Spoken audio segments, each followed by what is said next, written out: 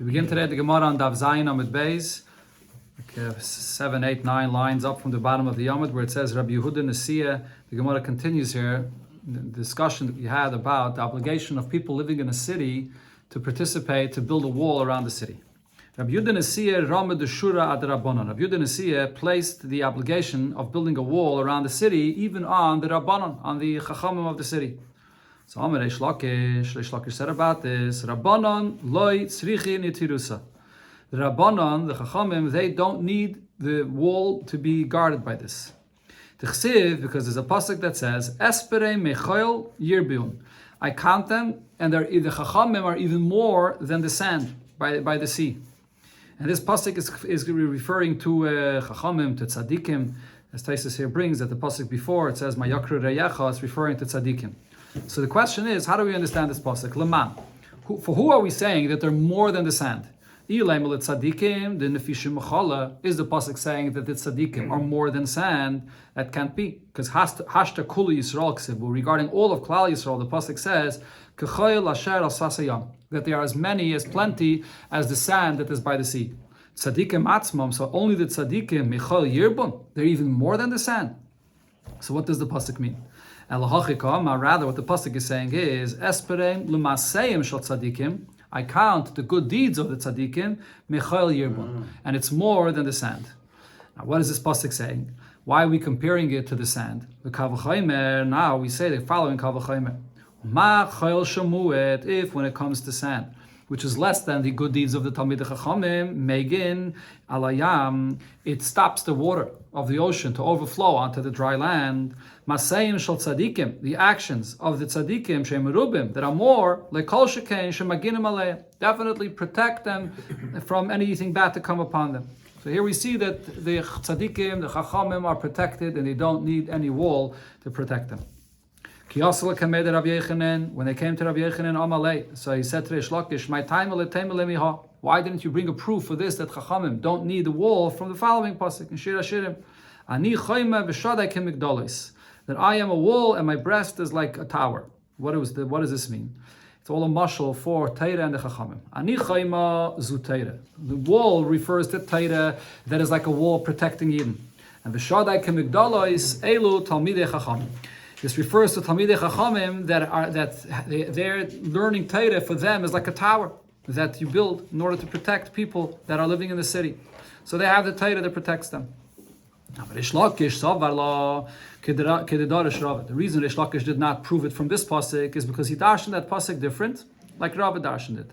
He darshaned Ani chayma zu knesses Yisrael. The wall refers to all Yidden. That all Yidden, Rashi says, they behave insulated like a wall, and they don't mingle and they don't intermarry with Goyim. That's what it refers to. And v'shadei kemigdalos, what are the powers that the pasuk is saying a mashal for? Elu batik nesiyas ubatim midrasha. This refers to the Beis HaKnesses and Beis HaMedrash that all Yidden enter into, that serves as a tower for them to be protected. So the Gemara brings another case of what happened. Rav Nachman, or the Bachas Goretz Rav Chonon, bar Rav Chiste, Rama Karga Rabbanon. He placed the payment of head tax that was placed on people to pay, so the Chachamim, that they should pay their share of the head tax. Amalei Rav Nachman by Yitzchak. So Rav Nachman Yitzchak tells him, why are you obligating Chachamim to pay this? You're transgressing on what it says, the pasuk in Chumash, in the Nevi'im, and in Ksuvim. Pasuk in Chumash, the pasuk says, Af chayve vamim, kol kedoishav biyodecha. What does this pasuk mean? Moshe says in front of the Eibishter, Master of the universe, even at a time when you show love to other nations, but the ones that are holy for you, in other words, the Chachamim, they will still be protected, they'll still be in your hands. So here we see that the Chachamim don't need to pay any head tax in order for the tax to be used to protect them, because they're protected, they're in Hashem's hands. That pasuk there continues. This is Gemara just continues to darshan the remainder of the pasuk. V'heim tukul raglecha. What does that mean? Tana Rav Yosef, Elu Talmidei Chachamim. This refers to the Talmidei Chachamim shemekatetim ragleim mi'ir li'ir. They go with their feet, they pound with their feet from city to city, medina le medina, from country to country, lilmed Torah, to find the right teacher to learn Torah. Yisa midabrisecha, that same pasuk continues and says, Yisa midabrisecha, what does that mean? Lisa velitein, to discuss, but the brisa of shel mokim, and the utterances of Hashem, and the words of Torah. The Nevi, where do you see in the pasuk of Nevi'im that the Chachamim are protected? The pasuk says, Gam ki yisnu bagoyim, ata kaptzem v'yecholu ma'at mimasem melech v'sadim. What is the meaning of this pasuk? Ola explains, pasuk zeh, b'loshen aram is nemar. The beginning of this pasuk, the word yisnu, it's an Aramaic term. And what it's saying is, I tanu kulu. If all Yidden will learn Torah, yisnu is the Aramaic term for learning, so then ata kaptzim. Right now, immediately Hashem says, I will gather them from all the nations. Ve'im ma'at mehem, and if it's only a few amongst them that learn Torah, yechalu mimasa melech v'sadim. They will be excused from the taxes from the king and from the ministers. So here you see as well that the Chachamim are excused from the taxes. Ad chsuvi, then the over in a pasuk that says in Ksuvim, the chsiv minda beloy v'halach, which the Gemara will soon explain. It's various different kinds of taxes. Leishalit lemir ma'aleim. We have no control to place upon them. Now this pasuk is simply speaking about the kohanim that work in the Beis HaMikdash, that it can't be placed upon them. As we learn from there, that just like they're busy doing melechas shamayim in the Beis HaMikdash, so too Taisus here says that you can't place a tax on the ones that learn Torah. Now, what are these different names of taxes that are mentioned here in this pasuk? V'amarav Yehuda minda zumenasa melech. This is a portion of tax of the king that's placed on all people. Beloy zu kesef golgalta. Beloy is a tax, a head tax on every individual. And v'halach zu arnuna. Halach refers to a certain tax that's placed on whether on produce to give a certain percent for the king, or from your animals to give a certain percent for the king. Or Taisvis brings from Rabbeinu Hananel, this refers to when you have an army that passes through the city and you have to provide for them food and so on. That's the halach. But all this, it says, you can't place upon the Kohanim or on the Talmidei Chachamim. There's a discussion in the Rishonim here regarding these taxes, whether it only refers to a communal tax, and that the Chachamim are exempt, or even an individual head tax. The Chachamim should not be paying it, and the people of the community should be paying the head tax that's on every individual for the Chachamim. Here from this drash here, it's mashma that it refers even to the individual head tax. Yeah, the Rebbe a few times we brought in the Fabrengen the story with the Rogatchover. He once got a bill of taxes in the mail, and it said that he has to pay various taxes. So he looked at it and he said, no, I don't have to pay this. And then later on, he actually got a letter in the mail saying that, it was a mistake, he doesn't have to pay these taxes. By the Rogatchover, the koyach of Torah was so powerful, when he passed that he doesn't have to pay, the government actually recognized it, and they sent him that letter that he doesn't have to pay. Sagt der Gemara weiter, Rav Papa Ramekarye Chadeta Yasmi. Rav Papa placed the obligation to participate in digging well water for new water, fresh water, even on orphans as well. They should participate in this. But maybe they won't find any water. And you only can obligate Yisayimim to participate in something that they personally have hanah from.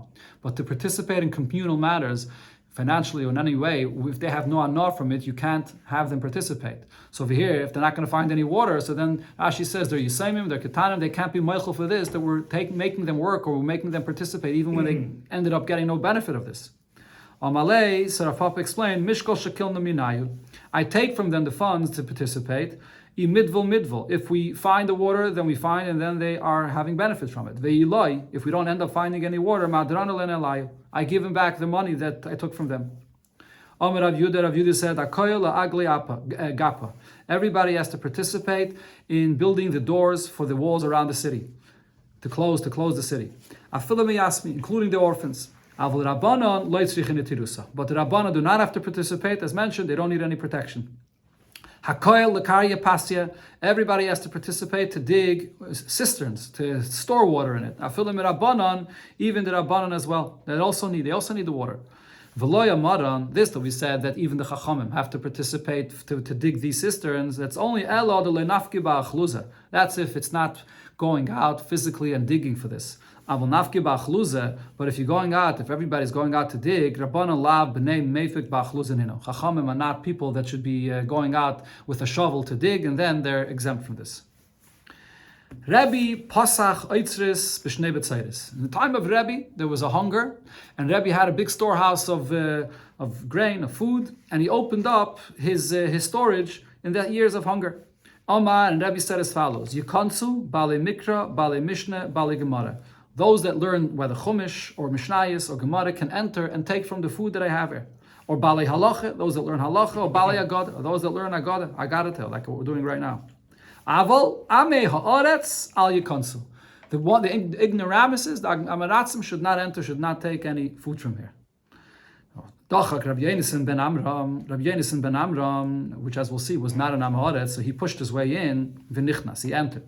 Amaloi, Rebbe Parnaseni, he said to Rebbe, give me food.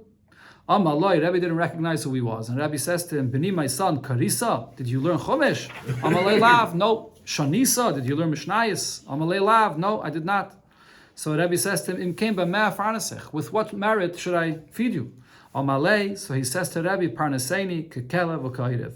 Give me food just like to feed a dog or a raven. And this is a mashal that's brought here, like Rashi says, because it says in the pasuk that the Eibishter, L'vnei Eirev Asher Yikro, the Eibishter gives food to the ravens, and Taisus here says the same thing by the dogs. Behem is begematria kelev, and the pasuk says Noisin lo behem malachma, referring to the dogs. So the Eibishter feeds them, so you can feed me as well. Parnasei, Rebbe gave him food. After he left, Yosef Rebbe v'komitztayer. Rebbe had pain about this. V'ama, he said, Oili shenesati piti la'amaretz. Woe to me that I gave my bread to an amaretz. That's some Rishonim that say regarding this Gemara that even though usually you have to give food indiscriminately, and even for an amaretz, sometimes it even actually says you should feed even goyim as well, mepnei darki shalom, so there should be peace. So why was Rebbe refusing to give to amaretz?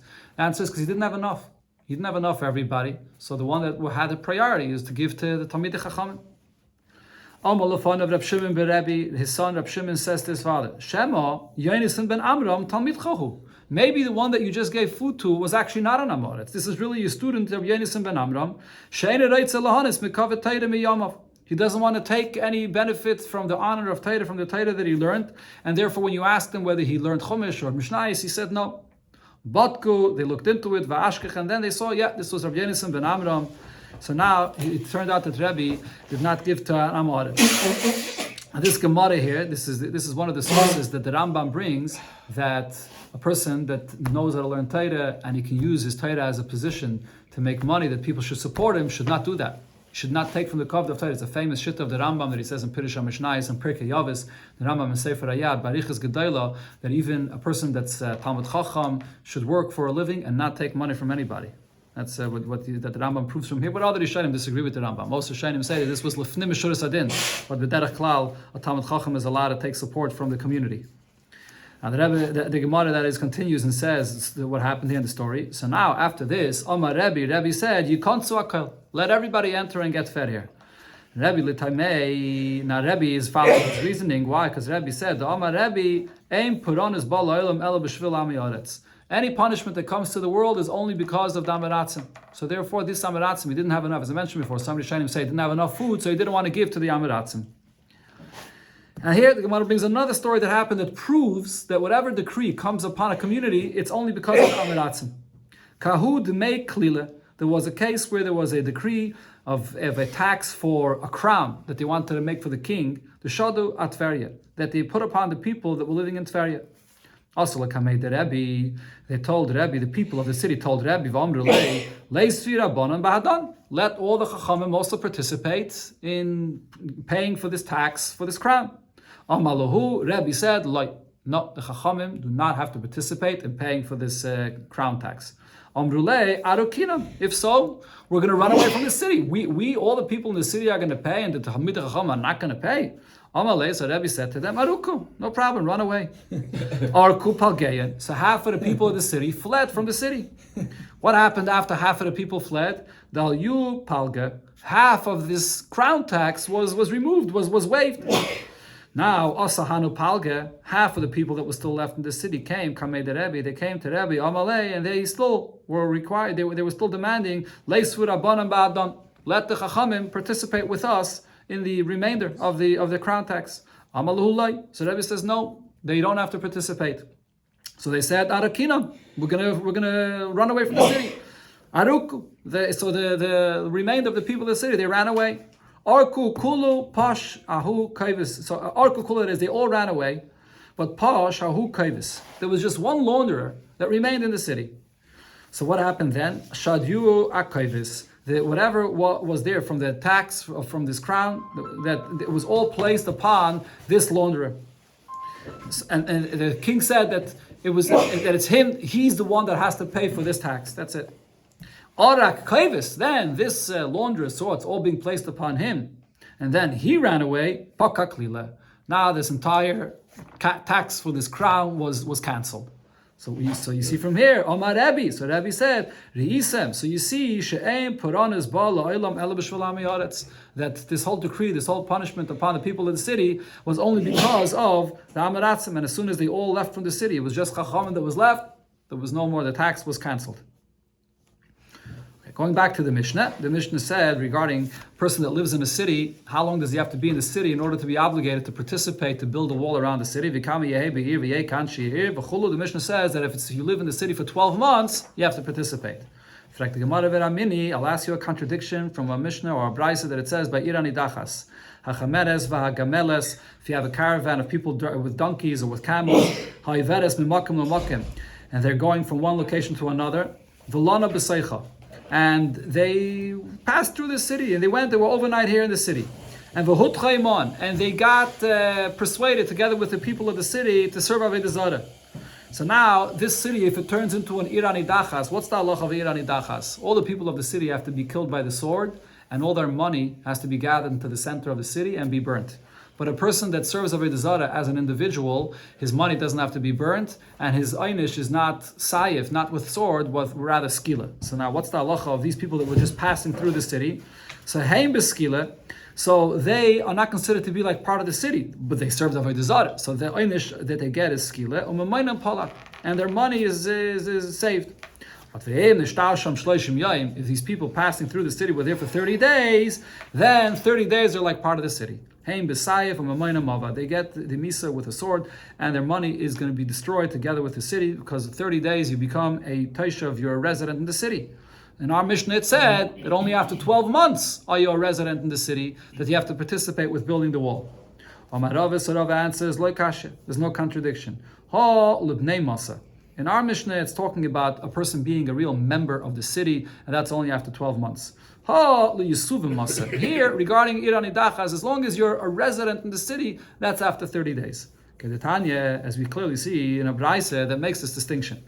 If a person makes a vow that he's not going to have any benefit from people of this city, Anshir means really a member of the city. So then I say, anyone that's living in the city for 12 months, you're not allowed to have any benefit from him. If he's there in the city less than 12 months, you're allowed to have benefit from him. He's still not considered to be a member of the city. Now, but if the language of your vow was that you're not going to have benefit from any of the residents in the city, so then I say, anyone that's living in the city for 30 days, you may not derive benefit from him, because after 30 days, you're not a member, but you're a resident in the city.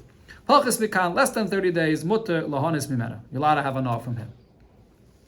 Now the Gemara questions further, for all other matters, as being a member in the city, do we say that the amount of time is to be living there for 12 months? That's what it would seem from our Mishnah. It says regarding participating in building the wall, you have to be there for 12 months. It would seem that the same is regarding all other matters, to be a member of the city.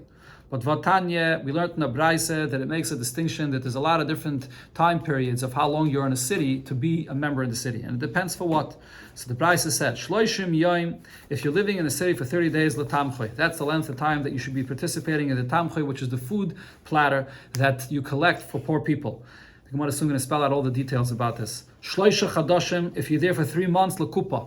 Then you have to participate in the charity box that they collect money for the poor people. Shisha, if you're there for 6 months, l'ksos, you should participate in providing clothing for poor people. Tisha, if you're there for 9 months, l'kvura, you participate also in their burial.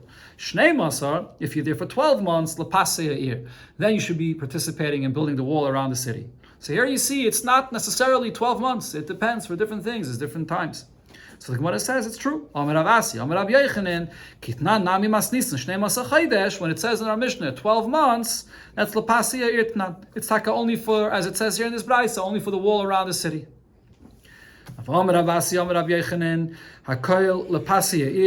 Everybody has to participate in building the wall around the city, even from orphans as well.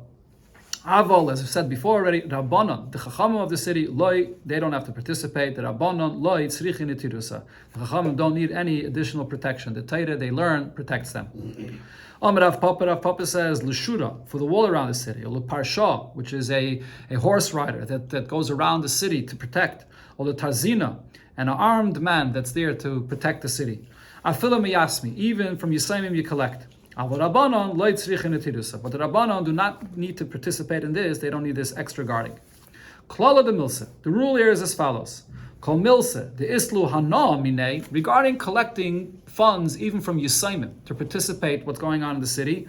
So if it's something that the Yisayimim have a hana from it, they personally get a benefit from this, that's afila miyasmi. That you collect even from the Yisayimim. But if it's participating in matters of the city that they don't get any hana from it, you don't take from the Yisayimim. So regarding Yisayimim, the Gemara says, Rabbe, Romet Tzedakah Yasmi de Beibar Maryan. Rabbe placed an obligation of participating in the funds for tzedakah even on the orphans of the house of Bar Maryan. Amalei Abaye, so Abaye asks him, but what Tani Rav Shmuel Bar Yehuda? Rav Shmuel Bar Yehuda taught, Ein Paiskin Tzedakah ala Yisayimim. You do not place an amount of tzedakah on the Yisayimim to participate in the funds of tzedakah. Afila lepidin shvuyim, and that includes even the greatest tzedakah of all, when it's in order to redeem someone that's captured. So why are you placing this obligation of tzedakah on the Yisayimim? Amalei. So Rabbi answered, this was for a different reason. I only did it in order to give them a certain level of prominence, that people should see that they're participating, and therefore they should become included in a level of prominence in the community. Another story the Gemara here brings in connection to this. Ifra Hormuz, which was the Imei, the Shvor Malka. Ifra Hormuz, which was the mother of Shvor Malka. Shvor Malka was a non-Jewish queen, but she was very close to Yidden. Another place it says that she was mamish, almost like close to becoming a Geyeris. She was a Tzadekis. And her mother, which was Ifra Hormuz, Shadra Arneke de Dinri leKamed Rav Yosef. She sent a wallet full of coins of Dinrim to Rav Yosef. Amra, and she said, Lahave lemitzvah rabba. I'm donating this and use it for a great mitzvah. So Rav Yosef accepted this donation, and now Yosef Rav Yosef, but Rav Yosef was analyzing my mitzvah rabba. What is this great mitzvah I should use it for? So Taisvus here says, even though usually, you will see later in the Gemara, it says you shouldn't be accepting these kinds of donations from Goyim, but nevertheless, because of Sholim Malchus over here, they accepted it from her. So now he was trying to figure out who should he give this donation for. Amalei Abaye. So Abaye said, Meditani Rav Shmuel Bar Yehuda. Rav Shmuel Bar Yehuda said regarding Yisayimim that Ein Paiskin Tzedakah ala Yisayimim. You don't obligate Yisayimim to participate in tzedakah. Afilu lepidin shvuyim. And he said that it means even for pidin shvuyim. So Shema enough from this you can see pidin shvuyim mitzvah rabbihi. That pidin shvuyim, to redeem the captives, that's the greatest mitzvah. And therefore use this money of Ifra Hormuz for this purpose. So from where do we know this matter? That Chachamim said the pidin shvuyim mitzvah rabbihi, that redeeming the captives is a great mitzvah. Amalei, so I answered him, there's a pasuk that says as follows: V'haya ki yomiru elecha ana neitze. Where are we going to go out to? V'amarta aleim koyama Hashem asher lamoves v'asher lacherev v'asher larov asher lashvi lashvi. So the Gemara here teaches what it says here in this pasuk. V'amar Rabbi Yechanan said about this: Kol ha'mu'ucher b'pasuk zeh. Whatever curse is mentioned here later in the pasuk, kasha mechaveda, is actually more harsh than what it mentions before. Cherev kasha mimoves. One that dies with a sword is worse than just the death without a sword. Either we can learn this from a pasuk, or it's just simple, it's logical. Either it's logical. This one gets mutilated by the sword, and this one is not. The person that dies without a sword, so therefore it's much worse. Or the pasuk says, Hashem his chassidim, the ones that are pious, so they die naturally without a sword. Rav kasha micherev. Then the pasuk continues and says, hunger. One that dies from hunger is actually worse than a sword. Either it's simple, it's logical, and the reason is, or the Bach here adds, you can learn from a pasuk, or it's logical. Hai kametztair. One that dies by hunger, it's very painful. V'hai loy kametztair. With a sword, it's a quick death, and you don't have that kind of pain. Or it's a pasuk where it says, Toivim ha yuchal lecherev v'chal le'rov. Those that died by sword was better than dying from hunger. And then the pasuk there concludes and says, those that are captured, shvi kasha mikulam. Those that are in captivity are worse than all of them. The kulu isnibe, because all of these are possible to happen to them when they are in captivity. Tana Rabbanan, we learned in the Braise, kupa shel tzedakah. When you have the charity, the funds from the tzedakah, nigbis b'shnayim. This should be collected by two people. Umischalekes b'shloisha. And when you distribute this money, it should be distributed with three people. Nigbis b'shnayim, it should be collected by two people. There's no authority over the tzibur, over the public, unless it's with two people. And the Gemara will soon explain why tzedakah is included in this idea of authority, so it should be with two people.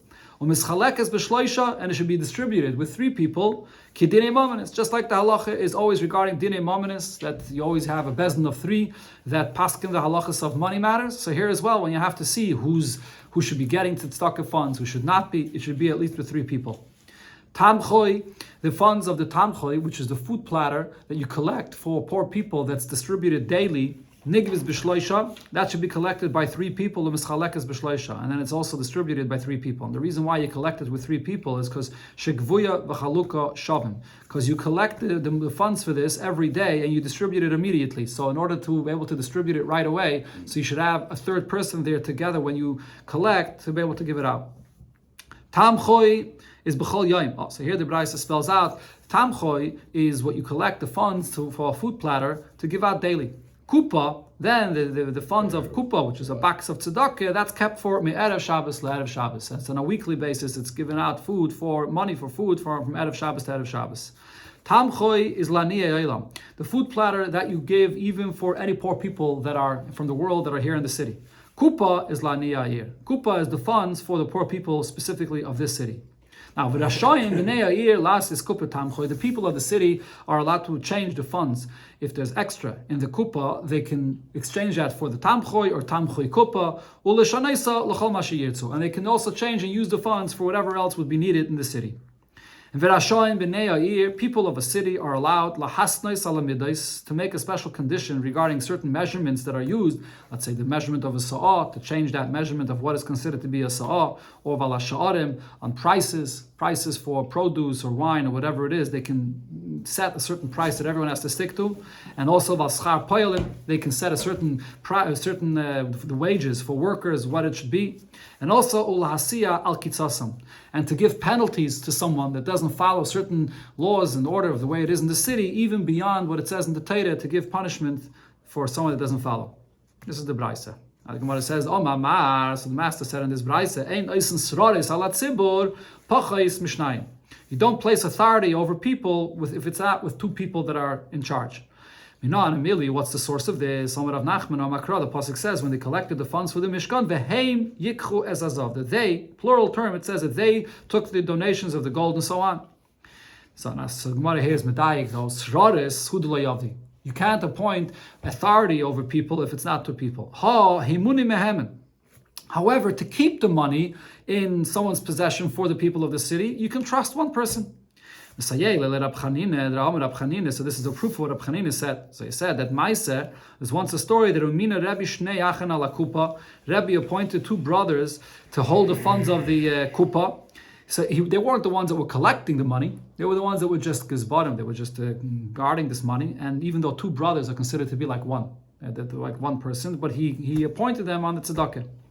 Now, my srarusa, those that are actually collecting the money for tzedakah, why do we consider this to be some kind of authority over people? Where they are exerting authority, they're just there to collect the funds of tzedakah. So the Gemara says, no, it isn't authority. Because someone that doesn't participate in giving tzedakah, you can force him to. You can take a collateral from him in order to participate in the tzedakah. And that's Vafil of Shabbos. Even on Friday afternoon, you come to a person, you are collecting from him the funds of tzedakah, and he says, not now, I don't have the time. Doesn't matter. Even in such a time, he has to participate, and if he doesn't, you can take a mashkin from him.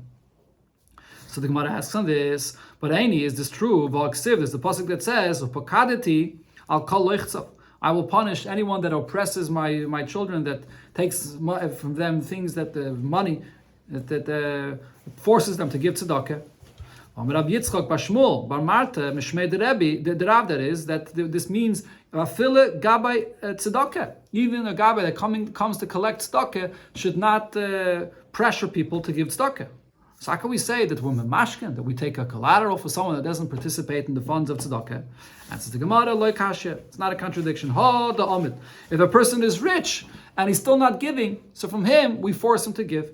Ha the lo yamid. But if a person we know that he can't give, so then you're not allowed to pressure him. Ki ha the Rave achpel Rav Nasan Barami. Rave forced Rav Nasan Barami v'shakel minei arba mei zuzil tzedakah, and he took from him 400 zuz for tzedakah. So you see that he was very rich, and he took from him a large amount of money for tzedakah. The discussion here in Taisus regarding this, because there's a Gemara that says that when any mitzvah where the Torah says the schar of the mitzvah, then we're not allowed to force someone. There's no obligation to force him to fulfill the mitzvah. So by tzedakah, where the Torah says the schar, the pasuk says pasoyach tiftach and yivarechacha. So why are we forcing to give tzedakah?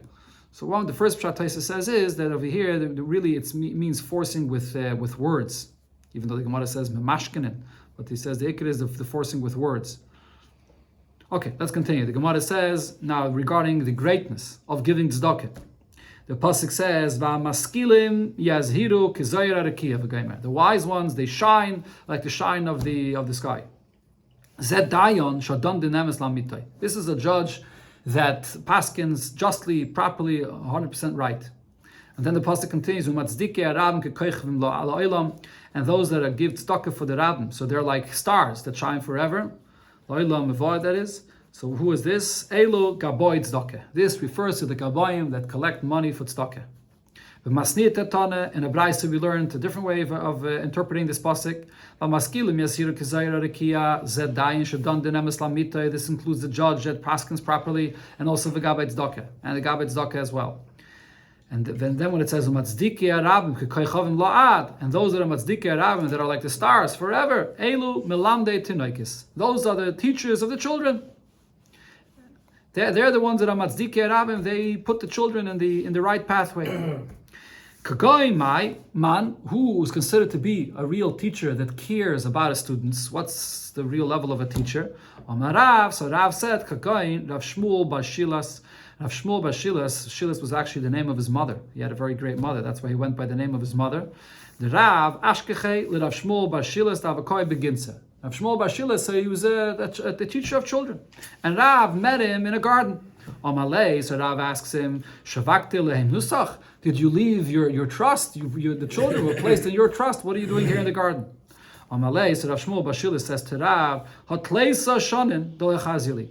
Since I took the responsibility to teach the children already 13 years that I did not walk away and I didn't come here to my garden. V'hashtanami, even now after 30 years that I came here to the garden, daitayu ilavayu. My mind is on my children. I'm thinking about them to take care of them. This is the Gemara that Rebbe used to quote this many times when it comes to vacation times, summer times, and teachers are not with their children in the classroom. They should still be planning and thinking, even when they're out of the classroom, what they could do and organize for the benefit of their students. Now, what's the schar of the Talmidei Chachamim that learn Torah? Amar Avina, Pasuk there continues and says, "V'oyavav, those that love the Eibishter, kitzeis hashemesh b'gvurasai, like the sun that comes out with its full might when Mashiach comes, and the sun will come out without anything shielding the light of the sun. That's what the Chacham will be zeicher to."